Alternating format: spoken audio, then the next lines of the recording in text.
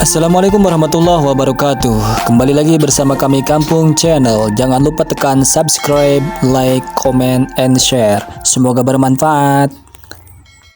Baik, 4 mazhab mengharamkan musik. Mari kita lihat. Saya pernah keluarkan beberapa artikel teman-teman, dan saya simpulkan semua artikel yang berbahasa Indonesia rata-rata mengambil referensi dari artikel Arab yang saya telah turunkan di sini printoutnya. Ada di sini semua. Dan dalilnya sama semua. Jadi ngambilnya dalilnya sama, Qurannya, hadisnya macam-macam dari sini semuanya. Saya keluarkan, di antara yang dikutip adalah perkataan Imam Asy-Syafi'i. Disebut di situ di jilid yang keempat, halaman 92. Disebut kalimat Imam Asy-Syafi'i dan dengan kalimat kias yang luar biasa. Perhatikan baik-baik. Di situ disebutkan kalimat bahwa Imam Asy-Syafi'i tidak membenarkan wasiat dengan alat musik. Tidak membenarkan wasiat dengan alat musik. Bahkan kata beliau, kalau ada alat musik kemudian diwasiatkan, itu batal hukumnya. Ini menunjukkan kata beliau, Imam Asy-Syafi'i menghukumi haram bagi alat musik. Bahkan ada dari Imam Asy-Syafi'i keterangan, kalaulah kemudian, maaf, ada orang-orang yang mencuri alat musik, maka tidak dihukum qisas, nggak usah dipotong tangannya. Karena dia mencuri sesuatu yang diharamkan. Paham sampai sini? Pernah dengar kalimat itu? Nah, saya mencoba meneliti, sampai jam 2 saya cari, karena nggak disebutkan di bagian apa itu dimaksudkan.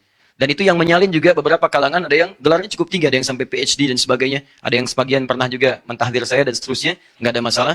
Terus kita kumpulkan, kemudian kita keluarkan, saya sampai bilang kepada staf kami, tolong berikan, cari buku Al-Um. Karena disebutkan Al-Um. 9 jilid kita buka, setiap jilidnya ditemukan jilid yang keempat. Kita cek dalam kitabnya, apa yang terjadi. Ternyata, saya punya keyakinan kuat. Yang bersangkutan belum tentu melihat isi kitabnya. Karena yang dimaksud di kitab itu bukan hal yang disampaikan oleh yang bersangkutan. Yang dimaksudkan pembahasan lain dalam konteks berbeda, tapi kalimatnya dipotong. Sehingga salahlah kesimpulan yang ada. Contoh, saya bukakan jilid yang keempat halaman 123. Mungkin beda cetakan. Di cetakan yang dimaksudkan dituliskan halaman 92. Saya cek halaman 92 ternyata tidak ada kalimatnya. Baik. Lihat baik-baik ya. Bab ma yajuzu minal wasiyah fi halin wa la yajuzu fi halin ukhra.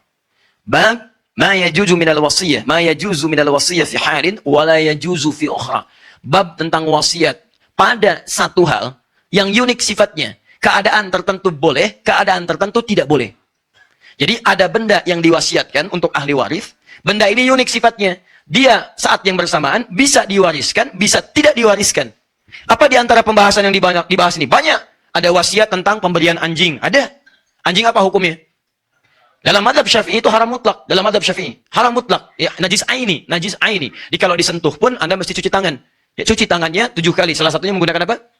Baik. Nah, yang paling menarik setelahnya pembahasan tentang warisan menggunakan alat-alat musik. Dicontohkan langsung di sini, misalnya yudrabu bihi, yang sering dipukul, misal seperti rebana.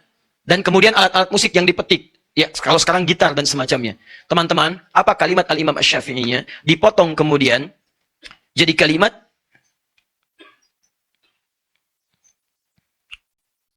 wa illam yasluh illa lidarbi lam tajuz 'indi. Dipotong sampai situ. Dan kalau wasiat tentang alat musik itu hanya dimaksudkan untuk alat pukul, alat musik saja, maka wasiat itu tidak boleh menurut saya, batal. Teruskan, disambung lagi kemudian.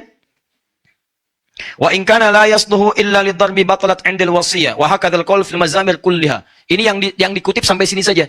Yang dikutip sampai sini saja. Lihat kalimatnya. Fa in kanat lahu wa in kana la yasluhu illa lidarbi batalat 'indil wasiyah. Kalau wasiat itu dimaksudkan alat musik yang biasa dipukul, kalau terjemahannya dipotong, maka maknanya berubah. Kalau yang diwasiatkan itu adalah alat musik yang biasa dipukul, maka menurut saya hukumnya batal wasiat, kata Imam Asy-Syafi'i.